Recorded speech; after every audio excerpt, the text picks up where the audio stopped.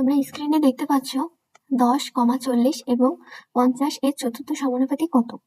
তো এই ধরনের শর্ট যে কোশ্চেন গুলো আছে সেগুলো আমরা কিভাবে বের করতে পারি?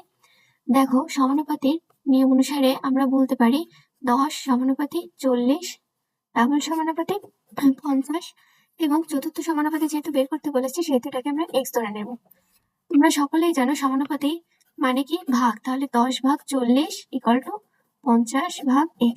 তাহলে এটাকে আসো আমরা গুণ করে দিই কোনাকুনি, তাহলে 10x ইকুয়াল টু 50 গুণ 40 রাখি আমরা, তাহলে x ইকুয়াল টু 50 গুণ 40 ভাগ 10। তাহলে 10 দিয়ে 40 কে কাটলে কাটাকাটি করলে 40, 4 10 কে 40 is equal x equal to কত? 200। তাহলে সঠিক অ্যান্সার